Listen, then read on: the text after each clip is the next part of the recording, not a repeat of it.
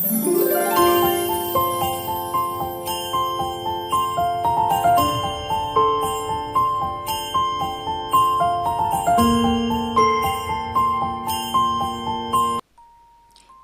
एक नन्ही चुड़ैल की कहानी है जो बाकी चुड़ैलों से अलग थी और लोगों की मदद किया करती थी। वो मैजिक करने की प्रैक्टिस किया करती थी, बट उसका कोई भी मैजिक सक्सेसफुल नहीं हो पाता था।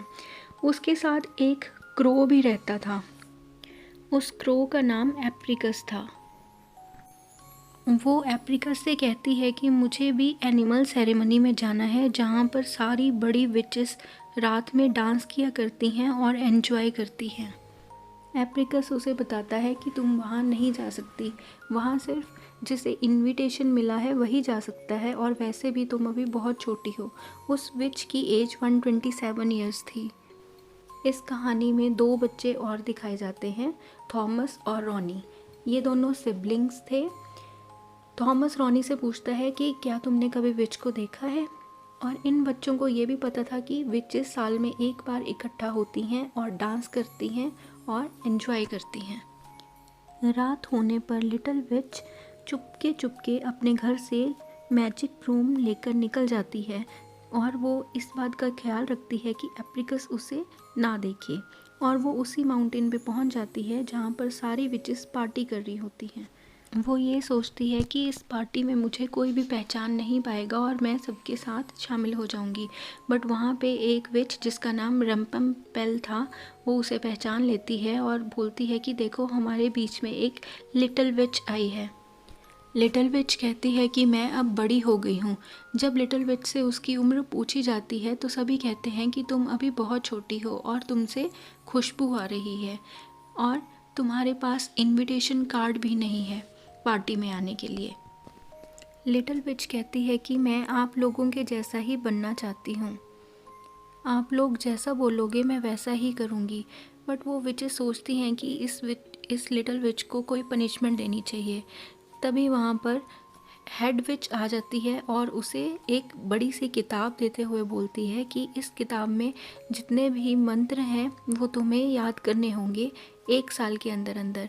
इसी दिन तुम्हारा टेस्ट होगा, और अगर तुम पास हो गई तो हम तुम्हें यहाँ पर बुलाया करेंगे। पर बाकी विचेस उसे पनिशमेंट देना चाहती थी।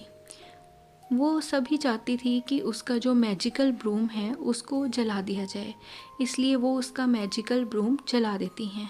उसके मैजिकल ब्रूम की जल जाने की वजह से लिटिल विच को इतनी मोटी बुक को उठाकर 3 दिन तक पैदल सफ़र करना पड़ता है अपने घर जाने के लिए।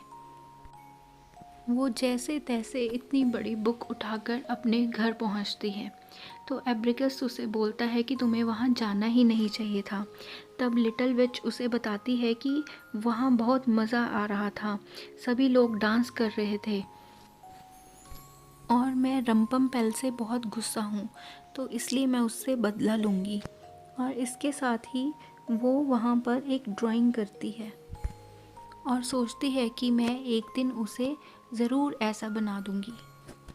ड्राइंग करने के बाद वो बड़ी सी बुक खोलती है जिसमें वो सारे मंत्र लिखे थे जो उसे याद करने थे, बट मंत्र ठीक से याद ना होने की वजह से वो कुछ ना कुछ गड़बड़ कर ही दिया करती थी।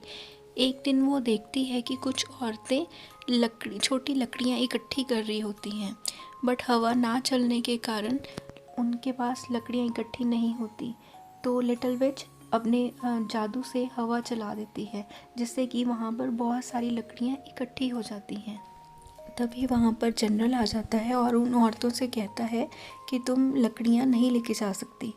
तभी वहाँ लिटिल विच जनरल पर जादू कर देती है और जनरल अपने आप ही उन्हें लकड़ियाँ लेके जाने को बोल देता है, और लिटिल विच उसे अपने घर छोड़ने के लिए भी कहती है। जनरल पर इतना जादू किया था कि वो लकड़ियाँ तो उठाता ही है, साथ में लिटिल विच को उसके घर भी छोड़ देता है।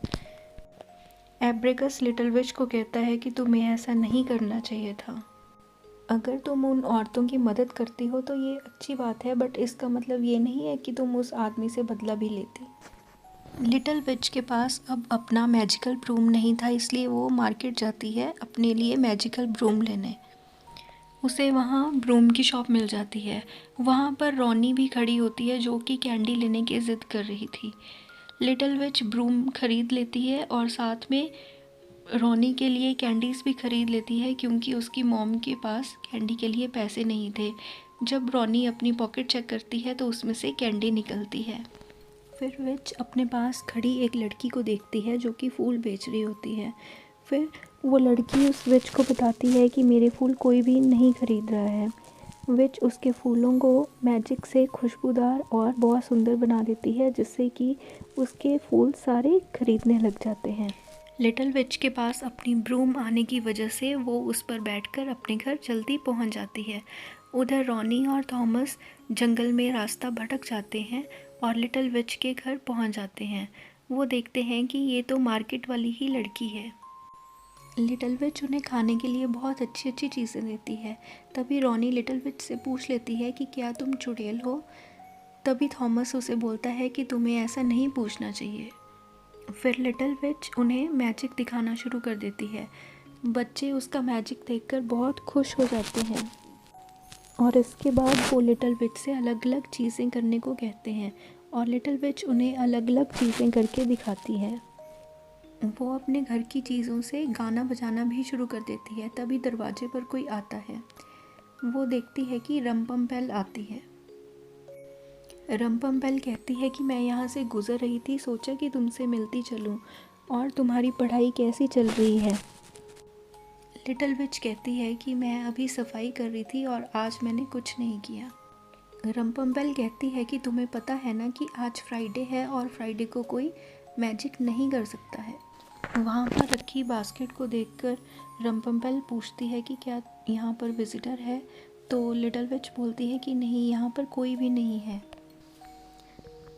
तभी बच्चों को छींक आ जाती है जिसकी वजह से लिटिल विच को भी छींकना पड़ता है।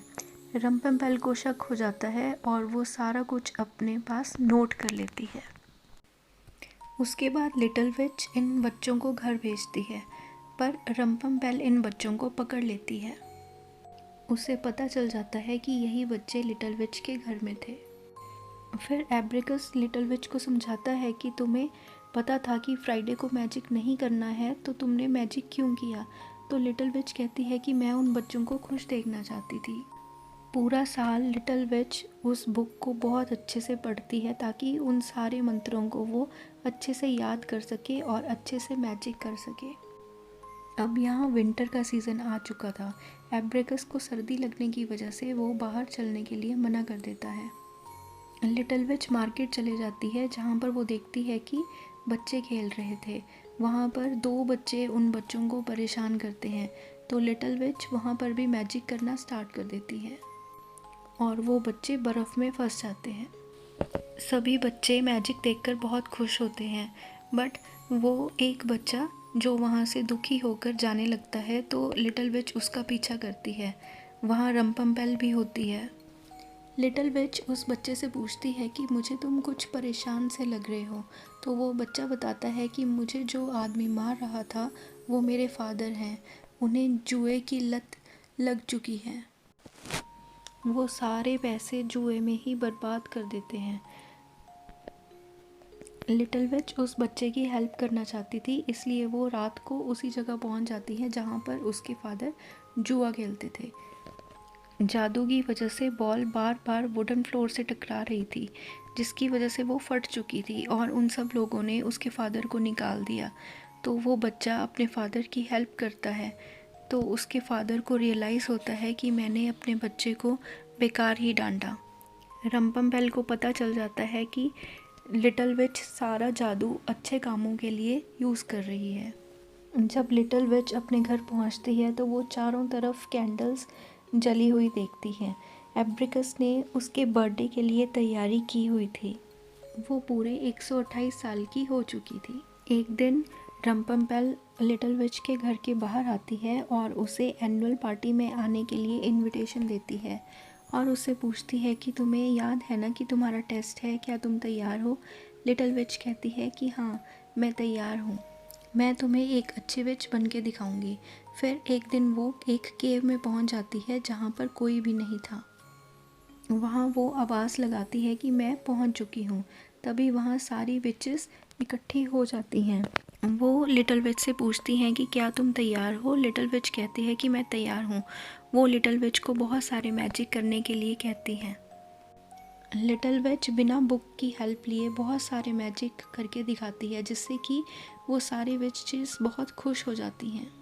तभी रंपम्पेल कहती है कि मैंने सारा साल इस लड़की पर नज़र रखी, ये एक अच्छी विच है, ये लोगों की हेल्प करती है और अभी इसकी उम्र भी ज़्यादा नहीं हुई है और ना ही इसके चेहरे पर रिंकल्स आए हैं। तभी वो बड़ी विच बोलती है कि तुम लोगों की मदद नहीं कर सकती हो, ये एक बुरी विच की निशानी है।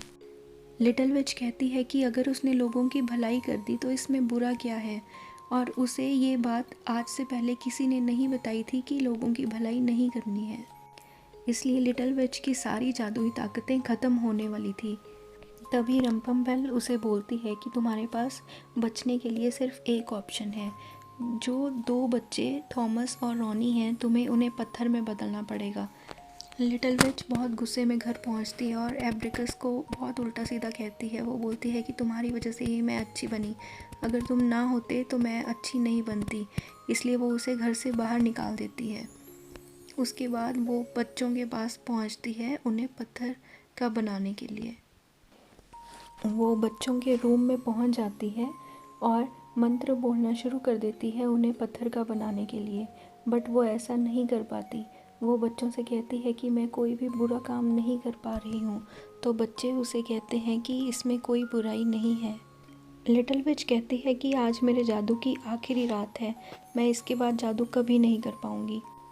फिर वो लिटिल विच उनके आसपास एक जादुई घेरा बनाकर चले जाती है ताकि कोई दूसरे विच उन्हें आकर परेशान ना करे।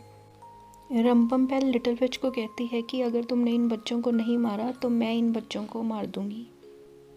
लिटिल विच जब घर आती है तो उसे लगता है कि अगर ये मैजिकल बुक ही ख़त्म हो गई तो सब कुछ ख़त्म हो जाएगा।